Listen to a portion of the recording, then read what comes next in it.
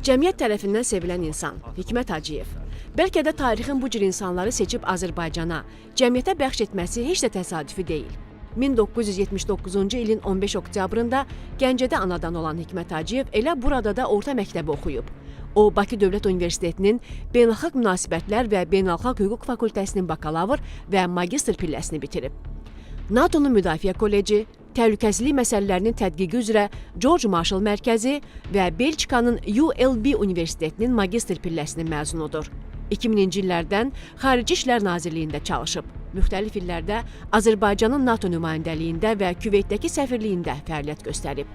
2008-ci ildən Xarici İşlər Nazirliyində Təhlükəsizlik Problemləri Departamentinin ikinci katibi olub. 2011-2013-cü illərdə ölkəmizin Misirdəki səfirliyində müşavir vəzifəsini tutub.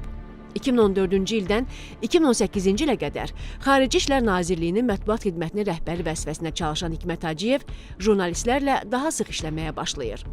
2018-ci il iyulun 9-da diplomatik xidmətdə fərqlənməyə görə medalı ilə təltif olunan Hacıyev daha məsuliyyətli vəzifəyə təyin olunur. Həmin ilin 18 sentyabrında Prezident Administrasiyasının Xarici Əlaqələr Şöbəsinin rəhbərinin müavini vəzifəsinə gətirilir.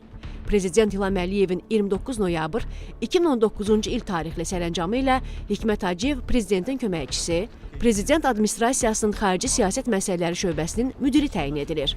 Rus, türk, ingilis və fransız dillərində səlis danışan Hikmət Hacıyevin xarici siyasətlə bağlı dolğun açıqlamaları dünya mediasında yer alır.